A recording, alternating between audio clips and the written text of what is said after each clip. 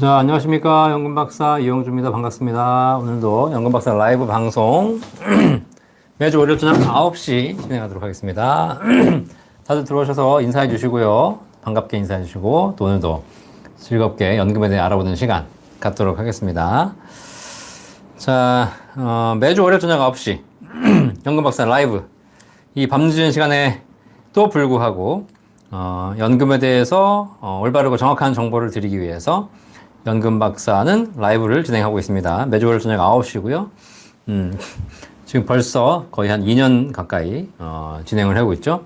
그래서 이 시간에 여러분과 함께하고 있습니다. 연금에 대한 모든 궁금증 있으시면 이 시간에 얼마든지 댓글 통해서 물어보시면 제가 답변해 드릴 거고요. 그 다음에 또 여러 가지 필요한 내용들도 제가 여러분께 알려드리도록 하겠습니다. 자, 오늘도 많은 분들이 들어오고 계신데요. 인사해 주시고, 좋아요, 구독 눌러주시는 거 아시죠? 그래서 좋아요 눌러주시고, 또 구독 안 하고 들으신 분도 계신데, 구독해 주시면, 유튜브 연금박사를 통해서 연금에 대한 새로운 정보와 또 소식 들으시게 됩니다. 제가, 혹시 좀 전에 방송 들으셨는지 모르겠는데, 6시 반에 KBS 1라디오 주진우 라이브에 제가 출연해가지고 연금에 대한 이야기 잠깐 또 하고 왔습니다. 그래서 지금 뭐 아침 시간에 KBS 1라디오 성공예감을 주로 이제 나가다가 저녁에 또 연락이 와서 퇴근길에 퇴근하시는 분들 라디오 들으시는데 또 제가 퇴직연금에 대한 몇 가지 이야기를 또 드리고 왔죠. 그래서 아마 들으신 분도 계실 거고, 그래서 지금 종종 KBS 방송 나가고 있고요. 또 책도 여러 가지 쓰고 있고 하고 있습니다. 그래서 연금에 대해서 알려드리는 일을 하고 있죠. 사실 우리 사회가 연금에 대한 기본적인 철학들이 너무 좀 낮은 부분이 있고, 연금의 중요성에 대해서 폄하하고, 그 다음에 뭐 주식, 부동산 이런 것에 더 관심을 갖느라고 사실 연금이 진짜 필요한 것인지에 대해서 우리가 깊게 고민해 볼 상황들이 별로 없었는데, 이제 뒤늦게 뭐 국가도 그렇고 정치권도 그렇고 지금 연금에 대해서 고민하고 있는 것 같아요. 그런데 중요한 건 이렇게 뒤늦게 고민해봐야 답이 없다, 별로. 미리미리 고민하지 않았으면. 그래서 언젠가는 한 번쯤 겪어야 될 홍역을 우리가 겪게 될 것이다. 그래서 그런 부분에서 개인적으로 연금을 좀 준비하신 분들은 조금 더 그걸 안전판을 두고 가시는 거고, 그렇지 않고 연금을 준비하지 않으신 분들은 어렵게 되겠죠. 이게 어쩔 수 없이. 노후라는 게 돈 좀 있고 집 좀 몇 채 있으면 잘 행복하게 넘어가지 않겠냐라고 생각하시겠지만, 결국 그런 것들도 물론 중요합니다만, 결국은 노후에 안정적인 연금 소득이 준비되는 것이 굉장히 중요하고, 그 안정적인 연금 소득이 준비되어 있는 뭐 공무원이라든가 선진국의 해외 연금이 잘 발달되어 있는 사회의 안정적인 노후를 보면 이미 다 검증이 끝난 내용이죠. 자, 그래서 우리 사회도 이제 연금에 대한 준비를 차차차 해 나가야 되는데, 큰 충격 없이 가기를 바라는 마음이지만, 현재로서 보면 뭐 프랑스 파리에서 지금 나오고 있는 연금 개혁에 대한 시위 이런 것들과 훨씬 더 우리 사회는 더 큰 홍역을 겪어야 될 것 같다. 누군가가 큰 좀 피해자가 발생할 수 있는 거죠. 네. 자, 그래서 많은 분들이 오셨으니까 또 인사 한번 드리도록 하겠습니다. 설렘 차방님 안녕하세요. 정재균님 반갑습니다. 송감류님 반갑고요. 진종호님, 김상호님, 권수승님도 반갑습니다. 바람소리님 반갑습니다. 임재근님도 반갑습니다. 배수찬님 오셨네요. 반갑습니다. 우리 이재양 약사님 들어오셨네요. 반갑습니다. 우리 이재양 약사님 저랑 아침마당 같이 출연하고 계신데 반갑습니다. 셀틱 클래스코님 반갑습니다. 오늘도 많이 배우시기 바라겠습니다. 제가 여러분들 말씀드렸다시피 뭐 여러 가지 일을 하고 있는데, 연금 전문가 과정을 이제 런칭하기로 했어요. 그래서 이거는 우리 일반인들이 들으시는 과정은 아니고, 우리 사회에 연금에 대해서 종합적으로 컨설팅 할 수 있는 전문가들이 너무 없다. 그래가지고 제가 한 거의 1년 넘게 준비해가지고 보건복지부 등록이 됐고요. 그 다음에 한국 FP 협회하고 해가지고 이렇게 연금 상담 전문가 과정 을 이제 런칭하게 됐습니다. 이게 연금 상담 전문가 과정. 이게 1권 책이고, 이게 2권 책 해가지고 1권과 2권 책을 이제 다 공부하고, 그리고 이제 시험을 봐야지 연금 상담 전문가가 될 수 있고요. 전문가 과정은 Certified Pension Expert, CPE라는 자격으로. 그래서 펜션 엑스퍼트이기 때문에 연금 전문가. 우리 사회에 진짜 전 세계에서 가장 고령화가 빠른 나라이고, 노인 문제가 점점 심각해지는 나라. 아마 세계적으로도 유례를 찾을 수 없는, 뭐 일본이 먼저 갔다고 하나 일본보다 훨씬 더 심각한 노인 문제를 겪어야 될 이 대한민국에서 노후의 금전적인 문제의 핵심인 연금에 대한 고민을 해결해 줄 수 있는 연금 전문가가 필요하다. 이거는 사실 연금 제도가 잘 되어 있는 선진국들은 필요 없습니다. 사실 뭐 제도적으로 잘 되어 있으니까 뭐가 문제가 있겠어요. 우리나라는 그런 부분이 부족하기 때문에 공적연금을 어떻게 잘 활용할 것인가, 퇴직연금을 어떻게 잘 준비할 것인가, 개인 스스로 개인연금을 어떻게 잘 마련할 것인가, 주택연금은 어떻게 가입하고 어떻게 또 하는 것이 좋은 것인가, 뭐 여러 가지 연금에 대한 다양한 앞으로 나온 제도들이 있을 텐데 이 연금에 대해서 집중적으로 컨설팅 해주고 안내해주고 종합적으로 가이드 해줄 수 있는 올바른 정확한 정보를 전달할 수 있는 전문가가 우리나라는 필요하다. 이래서 이제 시작하게 된 거고요. 이게 2021년도에 만들자라고 해가지고 우리 한국 FP 협회 그래서 협회와 같이 작업을 했고 저하고 그다음에 우리 신한금투의 부사장 지내신 장덕진 박사님하고 해가지고 일단 책을 좀 썼고요. 그다음에 이제 많은 전문가들이 도움을 주셔가지고 그래서 일단 연금 상담 전문가 과정이라는 과정, 민간 자격이죠. 민간 자격을 지금 이제 오픈하게 되었습니다. 그래서 아마 4월부터 지금 이번 달이죠. 4월부터 이패스코리아라는 사이트에서 접수를 시작하고 있고요. 그래서 이 방송 보신 분 중에서 일반인은 하실 필요 없고요. 일반인은 연금 상담을 받으셔야 될 분들이고 그렇지 않고 내가 연금에 관련된 전문가가 되고 싶다라고 하시는 분들은 이 연금 상담 전문가 과정은 이패스코리아를 통해서 온라인 과정 수강하시고 그리고 나서 그 수자 수강하시고 나서 올 7월 달에 시험이 있습니다. 그 시험을 보시면 거기 시험에 합격하게 되면 이 전문가 자격증을 드리고 있죠. 자, 뭐 자격증이 있다고 해가지고 모든 게 전문가가 아니죠. 그죠? 네. 자격 여기 뭐 셀틱 글래스코님 질문하셨는데 뭐 고졸, 뭐 대졸 이런 건 필요 없습니다. 학교를 얼마 나왔냐는 필요 없어요. 다만 이 자격을 딴다고 해가지고 바로 상담을 할 수 있는 것도 아닌 거고 그 다음에 상담을 한다 하더라도 경험이 쌓여야 되는 것이죠. 그래서 오히려 우리가 뭐 사법고시도 보면 사법고시 패스한다고 해서 누구나 다 훌륭한 뭐 변호사, 판사, 검사가 되는 게 아니지 않습니까? 그 사법연수원에서 적지 않은 기간 동안 또 연수를 받아야 되고 의사도 마찬가지고요. 그래서 연금 전문가들도 기존에 좀 활동하셨던 분들은 조금 더 전문적으로 지식을 이제 축적하고 정리할 수 있는 기회가 될 것이고 그렇지 않고 새로 배우시는 분들은 이걸 통해서 다시 이제 우리 사회에 제가 보기엔 또 유망한 자격증이라고 봐요. 그래서 우리 사회는 어쩔 수 없이 이게 뭐 연금 전문가 자격증이 앞으로 이 사회에 수십 년, 수백 년에 필요할지는 모르겠으나 제가 보기에는 이 연금 전문가 자격증이 없어져야 된다고 생각하거든요. 이런 자격이 필요하다는 것 자체가 우리 사회가 불행한 사회라는 거죠. 연금에 대해서 개인적으로 준비하기 위해서 상담과 고민이 필요한 사회. 굉장히 불행한 사회입니다. 어떻게 보면. 실제로 은퇴 준비가 연금에 대한 설계가 잘 되어 있는 선진국들 같은 경우는 이런 자격이 필요 없거든요.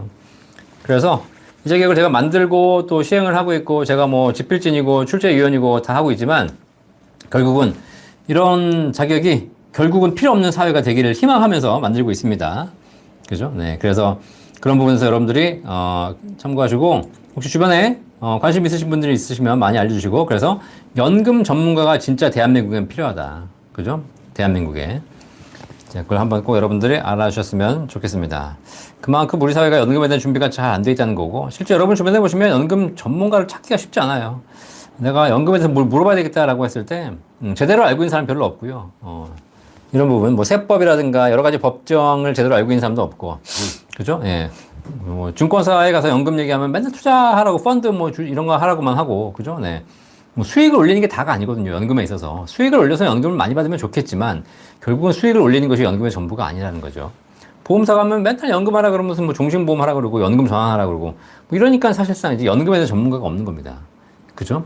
자, 그래서 제가 만들었고 아마 이 자격증을 은행, 증권, 보험 이런 전반적인 금융기관에서 많이 도입할 텐데 아무래도 우리 사회가 이런 전문적인 교육을 통해서 전문가들이 많이 양성되기를 기대하겠습니다.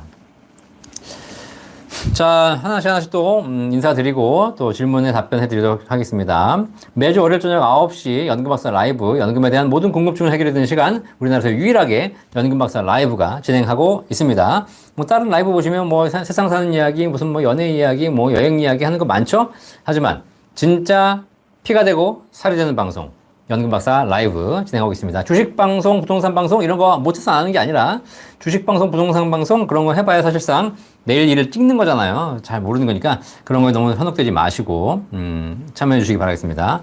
또 하나 광고 하나 드리겠습니다. 광고인데요. 그 5월 언제지? 5월 13일 날 5월 13일이죠? 4, 5, 6, 7, 13일 날 5월 13일 토요일 날 코엑스 코엑스에서 5월 10일, 12, 13, 3일간 코엑스에서 매일경제에서 주최하는 서울 머니쇼가 개최됩니다. 서울 머니쇼. 서울 머니쇼. 아마 우리나라에서 가장 큰 재테크 박람회죠. 그래서 코엑스에서 매년 개최되는데요. 아마 코로나 때문에 한 1년 정도는 온라인으로 했다가 이번에 본격적으로 이제 코로나가 풀리고 나서 오프라인에서 코엑스에서 매경 머니쇼, 서울 머니쇼가 2023년 머니쇼가 진행됩니다. 5월 11일부터 13일까지. 자, 진행되는데, 그거 왜 홍보하냐? 네, 13일 날 오전 11시, 토요일 날 오전 11시, 가장 핫타임에게, 핫타임. 토요일 날, 목, 금, 토 3일 중에서 가장 많은 분들이 오시는 토요일 날 아침 11시에, 연금 박사가, 코엑스에서, 강연이 있습니다. 그래서, 여러분들 혹시 제 강의를 좀 듣고 싶다. 뭐, 라이브 들으신 분들은 다 알고, 막 그게 그 내용이죠, 사실상. 하지만, 조금 더 가까이에서 제 강의를 듣고 싶고, 또 연금에 대한 새로운 내용을 좀 듣고 싶으시다. 그러면, 서울 머니쇼 5월 13일 토요일 날 오전에 오시면 그 대강당에서 저를 만나실 수 있습니다. 그래서 시간 되신 분들 오셔가지고 자리 빛내주시고요. 또 많이 오셔서 경청도 해주시고, 또 그 안에 여러 가지 또 금융 관련된 박람회들이 있으니까 강의 들으시면서 재테크 또 노후 준비에 대한 이런 준비도 한번 해보시는 게 좋을 것 같습니다. 많은 분들이 다 오시겠지만, 목, 금, 토 중에서 오신다면 토요일 날 오셔서 제 강의 들으시면 토요일 날 아침 11시에 코엑스, 서울 삼성역에 있는 코엑스에서, 서울 머니쇼에 또 연금 박사가 메인 강사로 또 출연하게 된다는 사실 공지해드리겠습니다. 많이들 오시기 바라겠습니다. 네. 자, 우리 셀리님 오셨네요. 반갑습니다. 남 박사님 반갑고요. 권양승님 반갑습니다. 정기성님, 자녀 일시적 이가구는 기초연금에 해당되는가요? 네. 자녀 일시적 이가구? 이게 무슨 얘기인지 모르겠네요. 네. 질문을 정확하게 부탁드리겠습니다. 네. 자녀들은 원래 기초연금 해당이 안 되는 거고, 기초연금은 65세 이상 어르신만 해당되는 거죠. 네. 좋은걸님 반갑습니다. 원소희님 반갑습니다. 코캔디님 반갑습니다. 제이곤 이시아님. 안녕하세요. 점점 주택 또는 아파트 시세가 떨어지는데 몇 년 뒤에도 주택연금제도가 실용적일까요? 라고 하셨는데, 주택연금제도 항상 국민연금도 그렇고 주택연금도 그렇고 가입 초기, 그 시행 초기에는 다 좋아요. 그리고 이제 가면 갈수록 점점 더 안 좋아지는 거죠. 그렇죠? 그러니까 처음에 나왔을 때는 사실상 사람들이 반신반의하면서 할까 말까 고민하지만 나중에 시간이 지나고 나면 그때 했어야 되는데 라고 후회하시는 거죠. 자, 그래서 주택연금 제도는 사실상 제도 도입 초기에가 지급률, 연금액이 가장 높았고요. 지금 점점 떨어지고 있습니다. 그죠? 뭐 주택가격이 오르면 더 연금 많이 받을 수 있겠지만 주택가격이 떨어졌다면 또 불리하겠죠. 그래서 아마 주택연금 제도는 어쨌든 부동산, 내 집밖에 없는 사람에게 연금을 받는다는 기본적인 제도의 취지는 굉장히 실용적이고 좋은 것이고요. 그리고 그렇지 않고 전체적으로 봤을 때 제도가 점점점 불리해지긴 하겠죠. 그래서 일찍 가입하시는 분들이 유리합니다. 일찍 가입하신 분들이. 네. 그러니까 뭐 20년을 내가 주택연금 가입하겠다. 이거는 20년 후에 가봐야 알겠죠. 제도는 존재하겠지만 국민연금처럼 지금 그렇게 뭐 제도가 유리해지지 않고, 그 다음에 지금도 가격 제한이 있지만 결국은 이제 정말 집 가진 부자들을 위한 제도가 아니라 정말 그 저소득층, 그 다음에 집값도 좀 낮은 가격을 위한 사회복지제도로 존재하는 것이기 때문에, 그런 차원에서 진짜 작은 집, 뭐 시골에 외곽에 이런 집밖에 없으신 분들, 이런 분들을 국가가 도움을 주는 그런 제도로 가는 게 맞죠. 뭐 강남 한복판에 살고 있는데 주택연금 가입하겠다, 이건 사실 지금도 안 되는 거고 앞으로도 안 돼야 되는 거고. 셀틱 클래스코님, 자격은 어떻게 되는지 궁금합니다. 연금 전문가 자격은 뭐 학력 무관하고 본인이 공부해서 보시면 되는 거겠지만, 자격증 딴다고 돈이 되는 거 아니다. 자격증 따서 경험을 쌓고 실제 고객을 만나서 상담을 하고 이런 분들이 같이 다 병행해야 된다라는 사실을 보시면 되겠습니다. 캐니님 안녕하세요. 지난주 영상에 질문 몇 개 올려놓았습니다. 시간 되시면 답변 주시면 감사하겠습니다.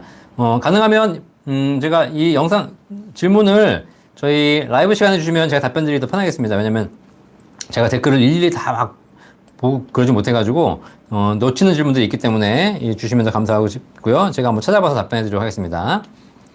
자, 세롬님 처음으로 참여해 주셨네요. 감사합니다. 제가 수협 즉시연금 10년 거치해서 매월 수령 중이시군요. 이건 미혼인 30대 아들 둘 앞으로 저축을 해주려는데 어떤 상품 금액은 얼마짜리가 좋을까요? 네. 자, 지금 즉시연금 받으셔가지고 내가 쓰는 것이 아니라 이 돈 가지고 내가 자식들을 위해서 뭔가를 해주시고 싶으신 건데, 뭐 나쁜 방법 아닙니다. 혹시 여러분들도 목돈 가지고 계시는데 내가 이거 어떻게 할지 모르겠다, 그러신 분들은 굳이 갖고 있어봐야 금리도 얼마 안 되고, 그런 경우에는 그냥 뭘 주식을 했다가 날리기도 그렇고, 그런 경우에는 그냥 즉시연금 10년 확정으로 받으세요. 그러면 10년 동안 고정적인 금액이 나오거든요. 이자는 뭐 별로 없지만 그 고정적인 금액을 받아가지고 그걸 내가 쓸 수도 있겠지만 그렇지 않고 이 금을 가지고 다른 저축을 한다든가 다른 투자를 한다든가 자녀를 위해서 뭔가를 해준다든가 이건 뭐 나쁜 방법이 아닙니다. 특히 뭐 예를 들면 내가 주식을 해야 되는데 내가 목돈이 1억 있어요. 1억을 가지고 한 번에 내가 투자를 하거나 뭐 주식을 사거나 이렇게 하기는 되게 위험하잖아요. 그럴 때는 1억을 즉시연금에 맡겨가지고 뭐 한 달에 100만 원씩 받는 겁니다. 그죠? 네. 100만 받아가지고 그 100만 원씩 주식을 사는 겁니다. 100만 원씩 펀드를 사는 거예요. 그럼 1억이 한 번에 들어가는 것이 아니기 때문에 투자에 대한 리스크를 줄일 수가 있고 100만 원씩 꾸준하게 적립식으로 들어가기 때문에 그런 리스크를 감수하면서 투자를 할 수 있는 방법이 있겠죠. 우리가 연금을 받으면 항상 연금을 다 쓴다고 생각하시는데 사실상 물론 정말 소득이 필요해서 연금이 부족해서 노후에 반드시 이걸 소득이 필요하신 분들은 당연히 연금 받아서 쓰셔야 되겠지만 그렇지 않고 좀 여유가 있으신 분들은 연금을 내가 필요할 때만 게시하는 것이 아니라 미리 게시해서 그걸 가지고 다시 재투자하는 그런 방법도 있으니까 꼭 한번 생각해 보시길 바라겠습니다. 자녀들 30살이기 때문에 뭐 30살 자녀를 위해서 주식을 사주시거나 뭐 펀드를 사주시거나 그런 방법이 있을 것 같고요. 뭐 어차피 연금이니까 자녀의 연금을 위해서 한 달에 일정한 금액을 자녀를 위해서 또 연금을 들어주는 것도 좋은 방법인 것 같습니다.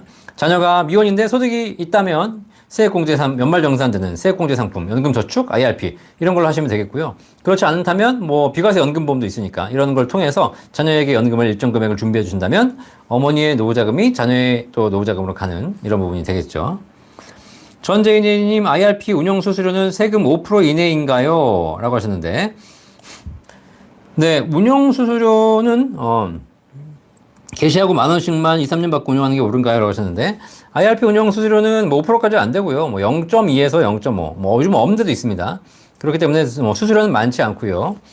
IRP 받으실 때는 퇴직금 같은 경우는 퇴직소득세율을 내시는 거고 내가 추가 불입한 금액은 5.5% 원천 징수하죠. 세액공제 받은 금액은 그죠? 네. 그리고 뭐 개시하고 만 원씩만 2, 3년 인출하라고 하셨는데 이거 뭐냐면 퇴직금 원금이 IRP로 들어갔을 때는 퇴직금을 인출 연차에 따라서 퇴직소득세 할인율이 커지기 때문에 가만히 두지 말고 한 달 1년에 만 원씩이라도 인출하라는 얘기가 바로 이제 이 얘기고요.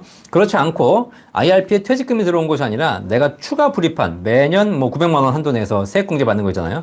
그 추가 불입한 금액이 들어간 것은 뭐 인출을 굳이 만 원씩 하실 필요 없고 나이가 들면서 세율이 좀 싸지긴 하나 뭐 내 필요할 때 받으시는 게 제일 좋은 거죠. 설렘 차방님 연금 있어야 되죠. 당연한 겁니다. 항상 문제는 있는 거니까 조율하면 될 것 같습니다. 감사합니다. 김보영님 반갑습니다. 좋은 걸림. 일정 금액 이상 임대소득이 있을 경우에 국민연금이 5년간 감액된다고 하셨는데 그 감액이 국민연금 조기 수령처럼 평생인가요? 아니면 5년 동안 감액되다가 5년은 정상으로 수령되는 건가요? 네.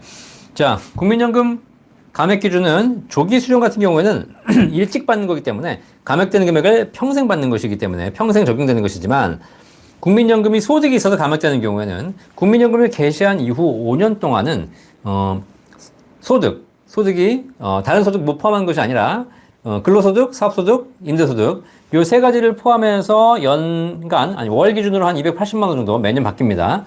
그 이상의 소득이 있는 경우에는 국민연금이 감액되기 시작합니다. 감액되는데 평생 감액되는 것이 아니고 5년간만 그 소득에 따라서 감액됩니다. 소득이 줄어들면 감액이 좀 덜 되는 것이고 소득이 늘어나면 감액이 좀 더 되는 것이고 그렇게 있다가 5년간만 감액되고 5년이 지난 이후에는 소득이 있다 하더라도 연금액을 다 받을 수 있는 겁니다. 그렇게 조기 수령과는 다르다라고 보시면 되겠습니다.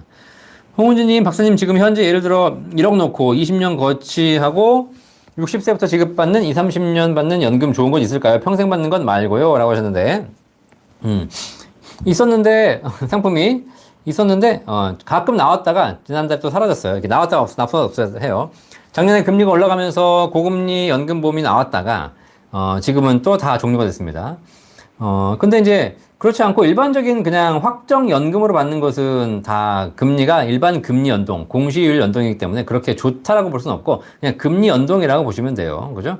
자, 그래서 지금 나와 있는 제가 맨날 말씀드리는 5% 연금, 뭐 6% 연금, 7% 연금 이런 좋은 연금들은 다 높은 금리를 드리고 연금액이 높다는 장점은 있으나 단점이 바로 뭐냐면 단점이라고 볼 수는 없겠지만 특징이 뭐냐면 평생 연금으로만 받아야 했다. 그러니까 지금 말씀하신 것처럼 10년 확정, 20년 확정 이렇게 불가능하다.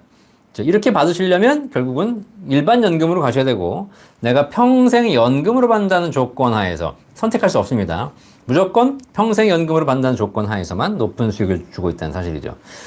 자, 그래서 뭐 이렇게 많이 물어보신 분도 계신데 우리 홍은지님처럼 제가 한 가지 말씀드리면 20년 확정, 30년 확정 이것도 좋겠지만 결국은 우리가 연금 수령을 65세나 70세부터 한다라는 가정에서는 평균 수명이 85세로 봤을 때 65세에서 20년 확정으로 받으나 65세에서 종신연금으로 받으나 금액 차이는 별로 없다는 사실입니다. 이해되시겠죠? 자, 그러니까 내가 10년 확정 빨리 받겠다. 그러면 당연히 그거는 먼저 받기 때문에 10년에 몰아주기 때문에 한 번 받는 금액이 커지지만 내가 20년 확정, 30년 확정으로 받겠다?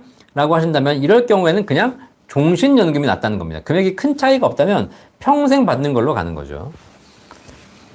자, 그리고 뭐 기왕 말씀드리는 김에 어쨌든 연금은 평생연금, 종신연금이 기본이다 라고 말씀드리겠어요. 물론 확정기간으로 일정 기간 더 받는 것 좋습니다. 연금을 설계하면서.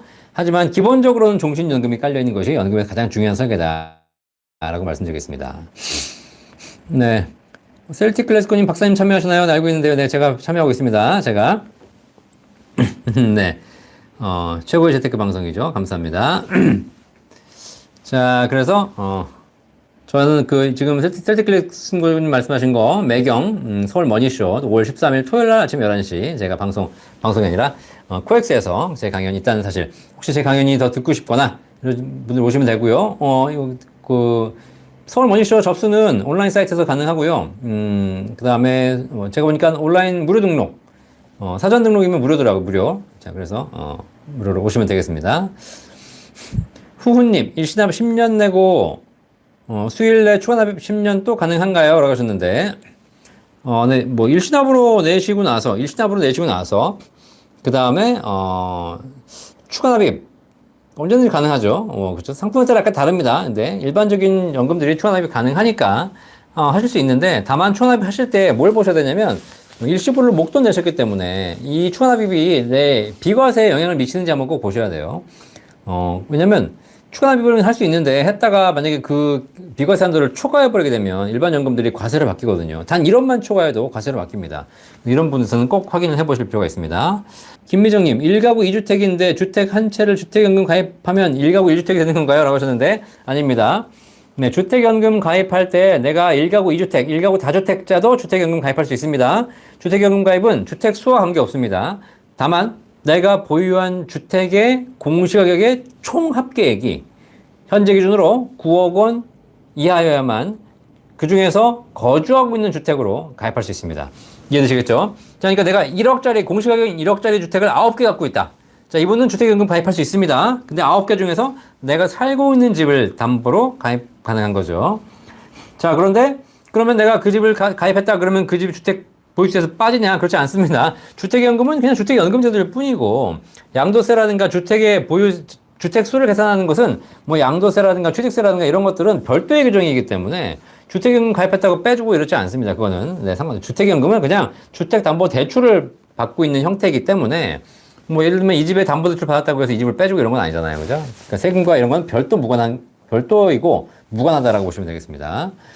데이비드 일레님 53세인데 5% 최저보증연금 7년 납에 가입한 지 3개월 됐는데 6% 연금으로 갈아타는 게 나을까요? 라고 하셨는데, 네, 뭐 일단 연금의 구조로 보면 5% 연금보다 6% 연금액이 높은 건 사실입니다. 그죠? 네.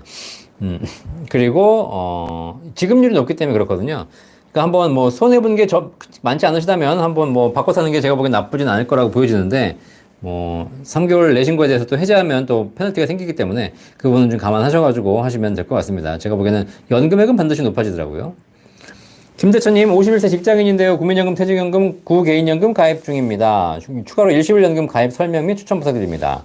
자, 51세시면 이제 은퇴할 때까지 한 10년에서 15년 정도 남으셨는데, 국민연금, 퇴직연금, 구개인연금 가입 중이시다면, 지금 현재 목돈이 있으시다면 목돈으로 일시불연금 가입하시는 방법이 있고요. 일시불연금은 여러 가지가 있지만 일반 금리 연동형 연금은 금리 따라가기 때문에 금리가 높아지지 않는 이상 큰 수익은 많이 없을 거고, 최근에 가장 많이 하고 있는 것이 이제 최저보증연금들 일시불로 가입하시는 거, 대표적으로 뭐 5% 연금하고 4.5% 연봉리 연금이 있죠. 네, 회사는 뭐 제가 이미 많이 말씀드렸고요. 네, 그거는 그런 부분들은 어쨌든 여러분들이 이런 연금이 있다.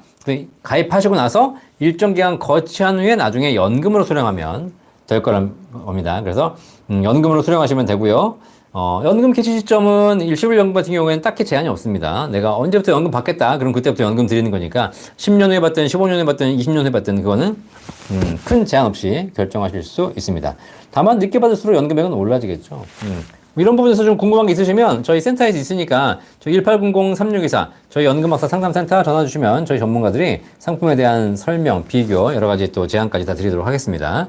그런 거 하나고 저희 센터에 있는 겁니다. 그렇죠? 그래서 연금, 뭐 개인연금, 지금 최저보증연금, 그다음에 연금저축, IRP, 뭐 퇴직연금, 뭐 그다음에 국민연금 이런 종합적인 문의들을 저희가 다 주시면 종합적인 관점에서 다 설명해드리고 있습니다.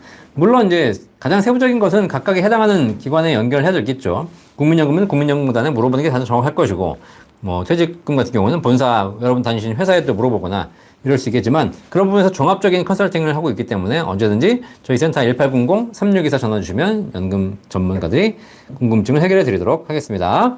자, 구독, 좋아요 눌러주시면 또 더 열심히 하도록 하겠습니다. 좋아요. 네, 눌러주시고요.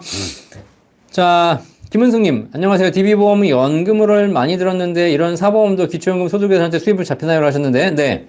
자, 연금보험이라든가 뭐 주식이라든가 배당이라든가 뭐라든가 관계없이 기초연금 소득계산 시에는 다 들어갑니다. 아시겠죠? 기초연금에서 빠질 수 있는 건 없다라고 보시면 됩니다. 사보험, 뭐 종신보험, 뭐 어쨌든 뭐 암보험, 뭐 건강보험 다 들어갑니다. 그런 모든 것에 해당하는 금액들, 자산들을 전부 다 기초연금 관련된 자산으로 보고 자산에서 소득을 계산합니다. 아시겠죠?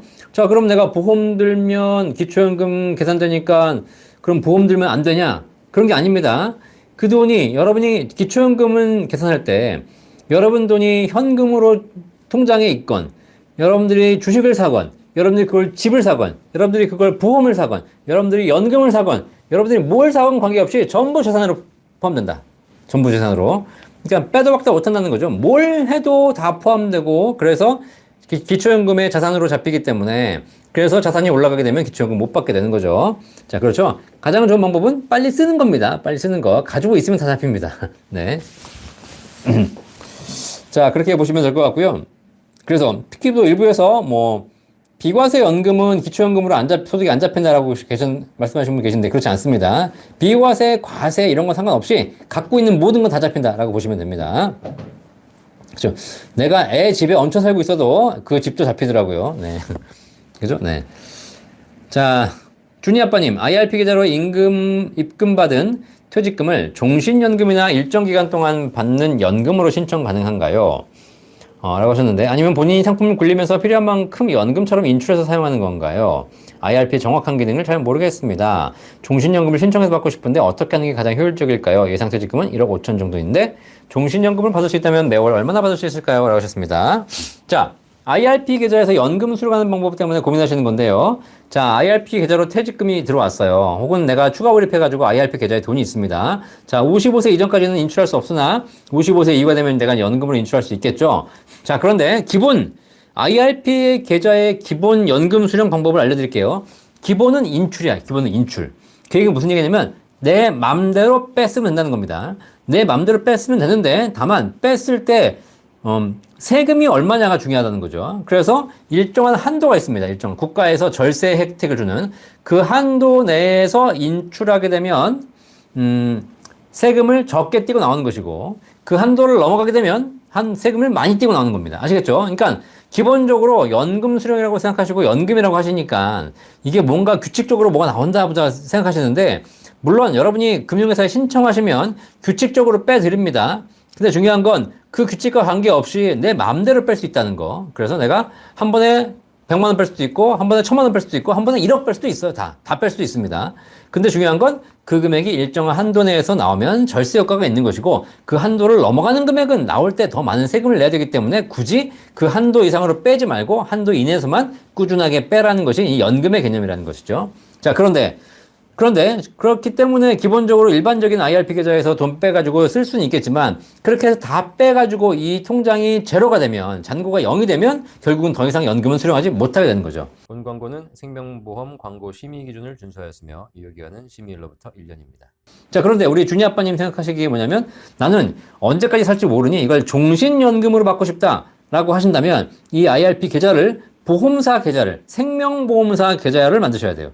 그래가지고 증권사 계좌 안 되고요. 은행 계좌 안 됩니다. 얘네들은 기본적으로 그 생명에 대한 계리에 대한 기능이 없기 때문에 평생 연금으로 얼마를 줄지를 알 수가 없습니다. 그렇기 때문에 그런 기능이 없고요. 내가 종신연금으로만 받겠다고 하게 되면 IRP 계좌를 생명보험사로 옮기셔서 생명보험사에서 연금을 개시할 때 종신연금 기능으로 주십시오 라고 하게 되면 종신연금으로 받으실 수 있습니다. 자, 그러면 얼마를 받냐? 1억. 몇 세에 개시하냐에 따라 다를 텐데요. 65세에 1억으로 개시한다는 조건으로 대략 월 40만 원 정도 보시면 되겠습니다. 요즘 많이 본 거, 요즘은 수명이 길어져가지고 점점 줄고 있어요. 그러니까 내가 1억 맡기면, 65세에 1억 맡기면 월 40만 원씩 평생 받는다. 종신연금으로. 보시면 되겠죠? 자, 그럼 1억 5천이면 한 60만 원 정도를 연금으로 평생 종신연금을 받는다. 무슨 얘기냐?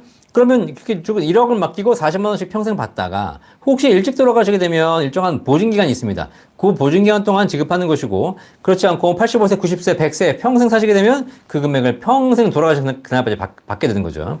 자, 종신연금은 일반적인 기능과 달리 인출 기능과 달리 보장 기능입니다. 그 얘기는 무슨 얘기냐면 일찍 돌아가시면 조금 덜 받겠지만 1억 5천보다 덜 받을 수 있겠지만 그 이상 사시게 되면 1억 5천 이상 한없이 오래 사시면 더 평생 많은 금액을 받을 수 있다. 이것이 바로 그 종신연금의 기능이 되겠습니다. 그래서 그걸 비교해 보시면 선택하실 수 있고요. 종신연금만 선택하실 필요도 없고 종신연금도 있고 확정기간도 있고 정액, 정률 다 있기 때문에 그런 것들을 우리가 금융사를 나눠서 종합적으로 나눠서 선택할 수 있기 때문에 여러분이 상황에 맞춰 선택하시면 되겠습니다. 배수찬님 감사합니다. 여러분들 좋아요 눌러주세요. 좋아요 지금 300분 듣고 계신데 좋아요는 90명 눌러주셨습니다. 더 많이 눌러주시면 더 열심히 하겠습니다. 좋아요. 우리나라에서 유일하게 연금에 대한 모든 궁금증을 해결해드리는 연금 라이브 방송 매주 월요일 저녁 9시 연금박사 라이브 진행하고 있기 때문에 여러분 연금에 대한 모든 궁금증 여러분부터 시작해서 여러분 친구들, 여러분 배우자, 여러분 부모님, 여러분 자녀 연금에 대한 모든 궁금증은 이 방송에서 단번에 해결이 가능하고 혹시 이 방송에서 해결이 안 되거나 더 세부적인 내용은 저희 연금박사 상담센터 1800-3624 전화 주시면 저희 연금 전문가들이 연금에 대한 모든 궁금증을 해결해 드리고 있습니다. 매주 월요일 저녁 9시 들어오시면 되겠습니다. 그리고 다시 중간 광고 들으면 5월 13일 토요일 오전 11시 코엑스 서울 삼성역 코엑스에서 열리는 서울 머니쇼의 연금박사 강연이 시행됩니다. 그래서 여러분 제 강연 들으시고 싶으시면 토요일날 5월 13일 토요일날 오전에 코엑스에 오시면 대강당에서 여러분을 뵐 수 있을 것 같습니다. 전하나님 박사님 안녕하십니까? 부모님 60대 초반이시고요. 부모님이 매달 50만 원씩 10년 납하면 75세부터 연금 얼마나 받을 수 있을까요? 라고 하셨는데 50만 원씩 10년 납하시게 되면 일단 남자와 여자가 약간 금액이 다르긴 하겠지만 1년에 600만 원이고 10년이면 6천만 원 들어가시잖아요. 근데 최저보증연금으로 하시게 되면 수익이 좀 붙어서 10년 납 5년 거치하면 75세부터 받을 수 있습니다. 연금 개시가 좀 늦으시기 때문에 이 정도면은 50만 원씩 하게 되면 한 달에 연금은 거의 50만 원 가까이 받을 수 있지 않을까? 이거 계산해 봐야 될 것 같은데요. 이건 제가 이 시간에 계산해 드리기 좀 그렇고 저희 센터 문의해 주시면 저희 전문가들이 정확하게 계산해 드리고 있으니까 매달 50만 원씩 10년 납하게 되고 75세부터 일찍 받으시는 건 아니시기 때문에 연금액이 적진 않을 겁니다. 그러면 50만 원 10년 내고 50만 원씩 평생 받는 구조 가능할 거라고 보여집니다. 자, 고현남매님 아직도 이런 폰지 사기를 하는 사람도 있네요. 그렇죠? 네, 폰지 사기는 안 좋은 거죠. 네. 자, 한기부님 안녕하세요. 전 4월 달에 국민연금이 끝나는데요. 좀 더 넣고 싶은데요. 괜찮을까요? 라고 하셨는데 4월 달에 끝나신다는 얘기는 올해 60세가 되신다는 거기 때문에 이제 국민연금 의무가입은 끝나신 거죠. 자, 그러면 60세 되시니까 1963년생이시네요. 그죠? 63년생이시면 연금 개시 연령이 63세입니다. 그렇기 때문에 3년의 공백이 있거든요. 3년에. 그런데 기본적으로 3년 동안 이미 계속가입을 통해서 국민연금을 더 내시는 것 괜찮습니다. 그렇죠? 왜냐면 국민연금 제도가 어쨌든 우리 어르신들에게는 유리한 제도이기 때문에 지금 냈을 경우에 가성비가 그렇게 나쁘지 않습니다. 예전보다는 점점 안 좋아지긴 했지만 그래도 좋으니까 꾸준하게 한 달에 1, 20만 원씩 연금 더 부으셔가지고 나중에 연금 늘리시는 것 나쁘지 않습니다. 네. 꼭 확인해 보실 때 국민연금공단에 전화하셔가지고 내가 더 내고 싶은데요. 얼마나 좋습니까? 물어보시면서 제가 항상 말씀드렸죠. 3개월수. 내가 이 돈을 내가지고 나중에 연금액이 얼마나 늘었는지 물어보고 3개월수가 얼마인지 내가 낸 원금을 회복하는 데 걸리는 시간이 얼마인지를 물어보시면 3개월수가 짧으면 짧을수록 좋습니다. 보통 8년, 10년 안쪽으로 들어오시면 굉장히 좋은 겁니다. 자, 몽장님. 유족연금 받다가 재혼하면 유족연금이 정지됐어요. 그쵸? 그러면 자신의 연금이 부활 가능한가요? 라고 하는데, 유족연금 받으려고 자신의 연금 포기했을 때요. 라고 하셨는데, 자, 유족연금을 받다가, 부부가 같이 살다가, 서로 연금 받으시다가, 자, 이분이 돌아가셨어요. 돌아가시면서 유족연금 받았죠, 유족연금. 내 연금 포기하고. 유족연금 받는데, 유족연금 받다가 딴 분하고 결혼했어요, 딴 분하고. 자, 그러면, 저 돌아가신 전 남편의 받던 유족연금은 중단이 아니라 종료가 됩니다. 종료. 얘는 더 이상 받을 수 없습니다. 재혼하는 순간. 새로운 분과 재혼하는 순간 더 이상 받을 수 없습니다. 자, 이분하고 이혼하고 와도 안 됩니다. 이분하고 와도. 자, 그런데 이분하고 살다가 이분이 하고 이혼을 하잖아. 이혼을. 자, 그러면 어떻게 되냐면, 그러면 돌아가신 남편의 유족연금이 다시 부활하지 않습니다. 얘는 끝났잖아요. 자, 근데 내가 얘를 받으면서 뭘 포기했죠? 내 걸 포기했잖아, 내 걸. 이 내 거는 부활 가능합니다. 내 거는. 자, 그렇죠? 자신의 연금 부활이 가능합니다. 그래서, 네, 가능합니다. 우리 몽당이님 말씀하신 거 맞는 얘기입니다. 자, 다시 설명드릴게요.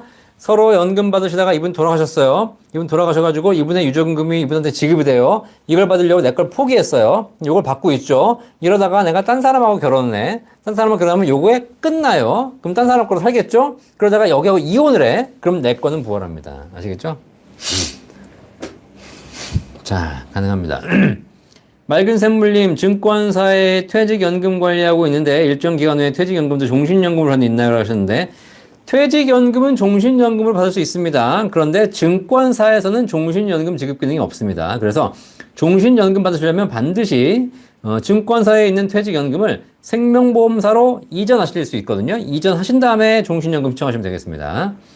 이용주님, 만약 장기간 연금을 들었다가 은행이나 보험사, 증권사가 파산하면 현재 5천만 원 상한선 넘는 금액 받을 수 있나요? 라고 하셨는데, 자, 연금을 들었다가 은행이나 보험회사, 증권사가 파산함이라고 하셨는데, 일단,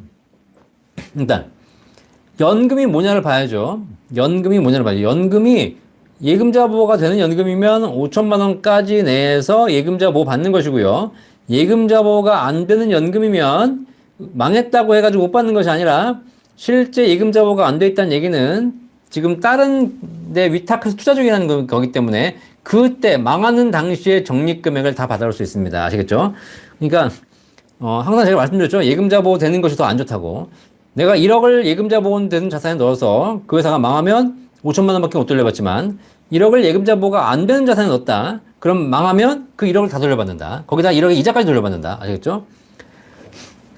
자, 그걸 보시면 될 것 같고요. 그 다음에 한 가지 더 중요한 건 연금을 들었다가 은행, 보험사, 증권사가 있는데 연금은 기본적으로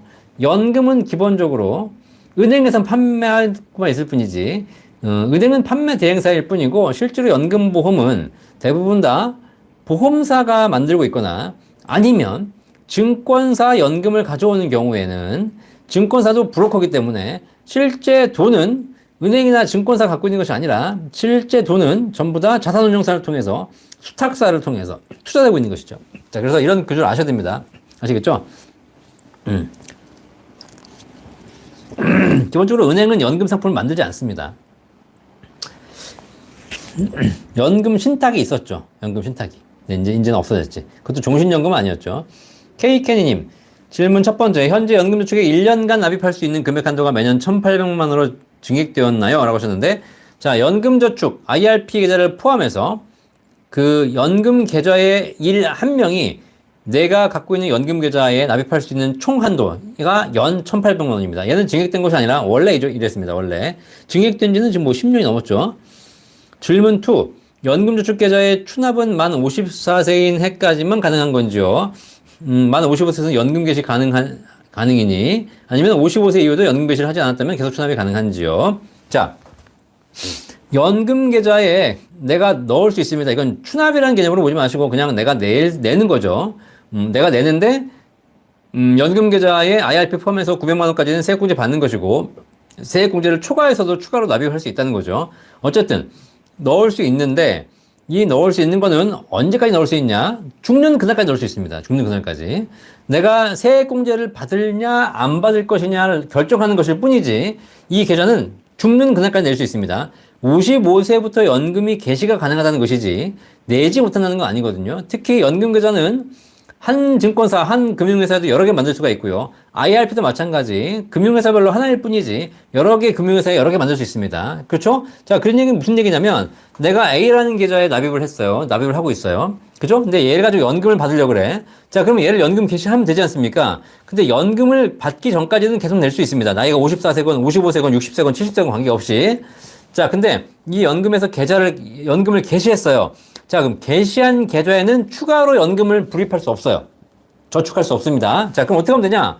이 계좌는 연금을 개시하고 새로 만들면 돼요. 새로 만들어서 거기다가 매달 불입하면서 여기서 세액공제를 받으면 된다는 겁니다. 얘도 연금 개시해. 그럼 어떻게 해도 얘도 개시하고 얘도 개시했잖아요. 그럼 어떻게 얘 또 만들면 돼. 또 만들어 여기다 불입하고 얘는 받고 얘도 받고 얘는 불입하고. 이해되시겠죠? 자, 그래서 55세부터 연금 개시가 가능하다는 것이지 납입은 계좌가 여러 개를 만들 수 있기 때문에 언제든지 돌아가시는 그날까지 가능하고요. 특히 연금 계좌는 세액공제 목적으로 활용하시는 분들은 내가 80세에도 소득이 있다. 그럼 세액공제 받아야 되잖아요. 그렇죠? 자, 그러면 계속 평생 돌아가시는 그날까지 세액공제만 받다가 돌아가실 수 있습니다. 걱정하지 않으셔도 될 것 같습니다. 네. 케이케니님 질문 3.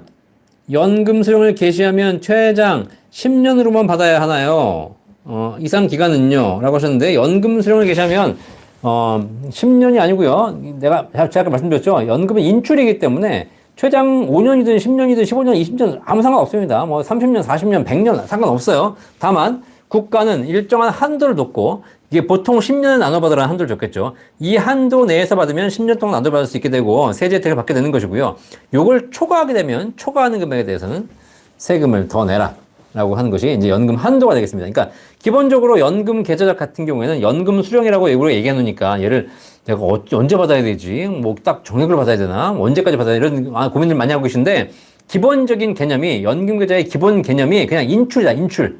그럼 뭐냐?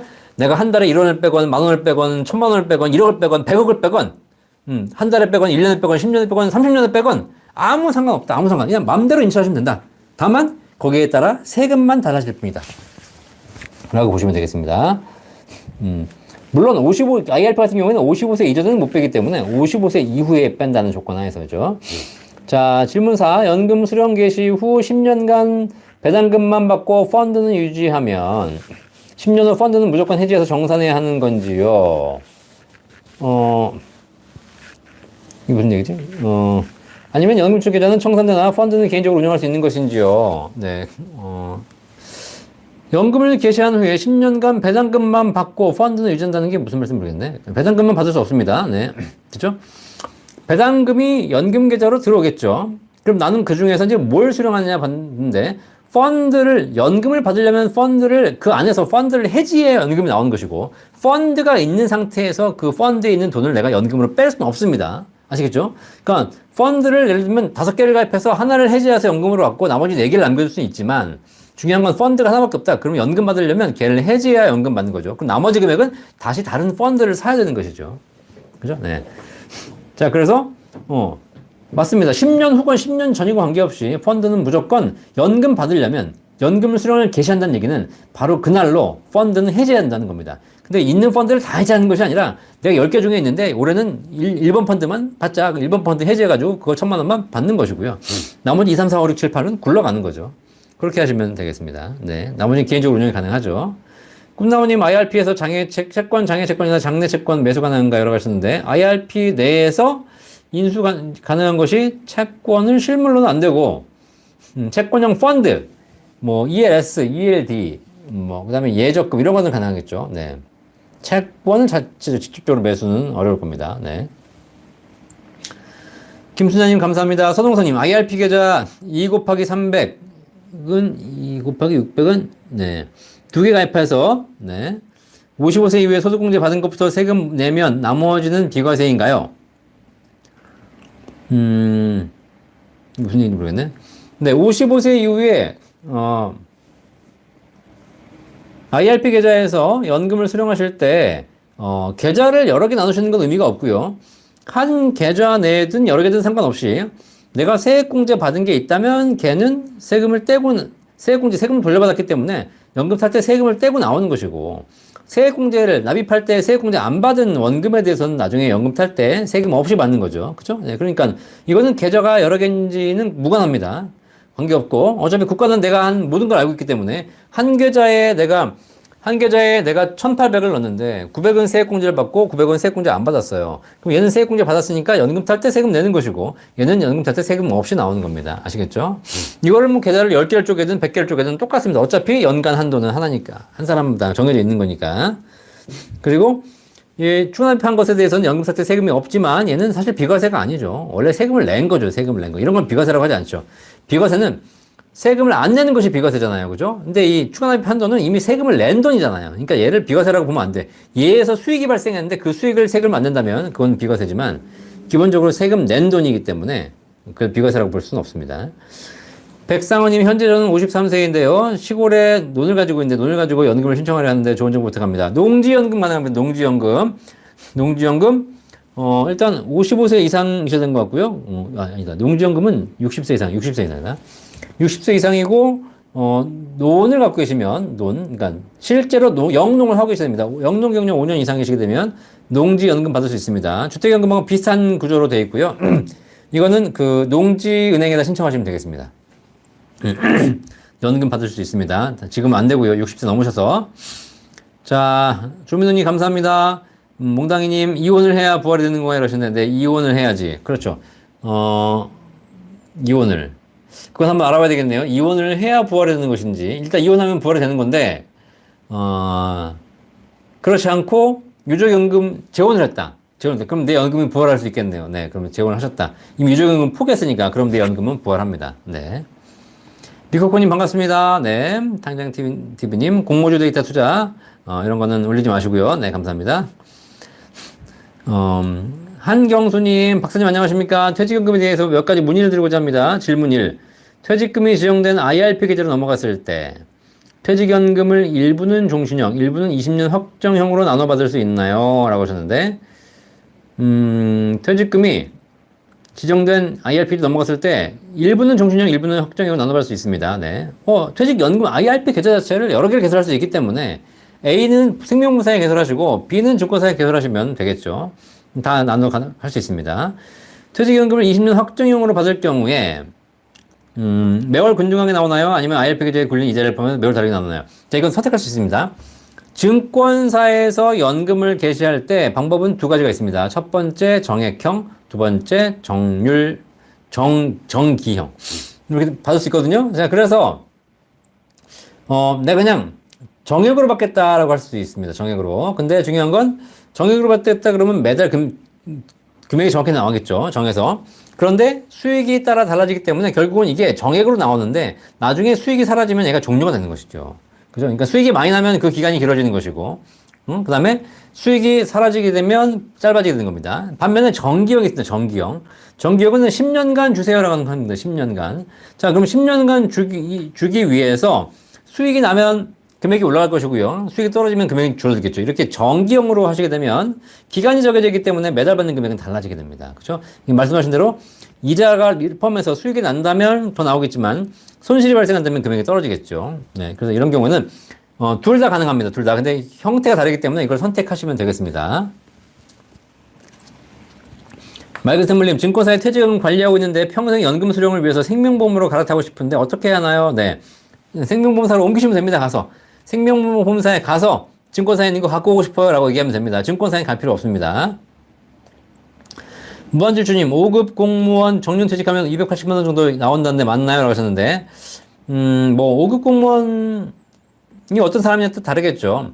어쨌든 퇴직 직전 3개월 평균 임금에 영향을 미치는 거고요. 옛날에는 근속 연수에 따라 약간 다른데 한 30년 이상 근속하셨다는 가정하에서는 퇴직 직전 평균 급여, 3개월 평균 급여에 옛날엔 70%까지 나왔는데 지금은 한 50% 정도밖에 안 나오더라고요. 그죠? 그러니까 직전 연봉이 얼마냐에 따라 좀 다르겠죠. 네. 한경수님 질문 3. 현재 DC형으로 굴리고 있는 퇴직금을 일정 기간 IRP로 넘기지 않고 DC 계좌에서 굴릴 수 있나요? DC형으로 굴리고 있는 퇴직금을 IRP로 넘기지 않는다. 이건 뭐 말이 안 되는 건데. 네, DC형으로 굴리고 계셨는데, 퇴직을 하지 않으셨으면 IRP로 넘길 수 없고요. 퇴직을 하면 무조건 IRP로 가져가야 됩니다. 그러니까 뭐, 내가 퇴직을 했냐 안 했냐에 따라 달라지는 거죠. 퇴직을 안 했다면 당연히 DC에서 굴려야 되는 것이고, 퇴직을 했다면 IRP로 넘겨서 굴리면 되는 겁니다. 그죠? 네. 퇴직을 했음에도 불구하고 DC에서 굴릴 수 없는 거죠. DC 계좌는 내 계좌가 아니죠. 내가 근속하던 회사의 계좌니까. 그죠? 네. 그럴 필요가 없기 때문에 그런 거고요. 그리고 DC에서 IRP를 넘기지 않고 굴린다고 하셨는데, DC에서 굴리나 IRP에서 굴리나 똑같습니다. 그냥 이전에서 굴리는 거기 때문에. 그죠? 네. 뭐, IRP로 넘기면 내가 못 굴리고, 뭐, 손해보는 게 넘어오고 이렇게 생각하시는 분 계신데, 그렇지 않고요. 그냥 DC에 있는 걸 그대로 IRP로 가져오는 겁니다. 아시겠죠? 그리고 증권사나 이런 부분이 뭐 같다면 운용 상품도 똑같을 겁니다. 그죠? 그러니까, 물론 이제 사실 지금 현재로서는 이제, 다른 증권사로 옮기시게 되면 그걸 해지하고 그 잔액을 갖고 오셔서 다시 매수해야 되는 불편은 있겠죠. 근데 같은 증권사에서는 그런 것들도 안 할 수 있는 거니까 만약에 같은 증권사 내에서 옮기신다면 그대로 상품도 가져올 수 있으니까 그렇게 하시면 큰 불편함은 없을 거라고 생각됩니다. 네, 케니님 또 질문 많이 주시면 언제든 답변해 드리도록 하겠습니다. 감사합니다. 저야 뭐 라이브 시간에 질문이 많으면 좋은 거죠. 질문이 없는 게 더 안 좋은 거지. 그래서 질문 많이 주시기 바라겠습니다. 또 모르는 건 제가 또 찾아서라도 답변해 드리도록 하겠습니다. 네, 케니님 연금저축계좌에 펀드 2개가 있는 경우 연금 개시할 때 펀드 하나만 해지해서 수령하는 중 다른 하나는 유지가 가능하죠. 당연히 가능합니다. 펀드 2개가 아니라 펀드 10개가 있을 때 연금 개시할 때 하나만 해지하면 됩니다. 하나만. 근데 그거 하나만 해지해가지고 얼마 안 된다. 그럼 또 다음 거 해지해야죠. 그렇죠? 그래서 계속 해지하시면서 연금 받으시면 되고요. 나머지는 유지가 가능하다. 해지하고 남는 돈 있다. 또 그럼 그 돈 가지고 또 다시 제 펀드를 또 매수할 수 있기 때문에 그런 건 걱정하실 필요 없다라고 보시면 되겠습니다. 네. 연금이 다 필요하면 둘 다 해지하셔야 되는 것이고요. 하나만 해지해도 예를 들면 하나가 5,000인데 내가 5,000만 해지해서 5년 쓰겠다. 그럼 이것만 해지하시는 거고 나머지 5년 후에 해지하시면 되는 거죠. 네. 그런 지금 케니님이 걱정하시는 그런 것들은 사실 이 상품에서는 크게 의미 없는 질문입니다. 그죠? 다 자유롭게 할 수 있는 것이기 때문에 만약에 내가 해지해서 연금 받다가 연금 다시 안 받겠다. 그럼 내가 5천만 원짜리 해지해가지고 받다가 1,000만 원 받았어요. 다시 안 받을래? 그럼 다시 4천 다시 또 펀드 매수하면 되는 겁니다. 그죠? 기본적으로 그렇게 보시면 되겠습니다.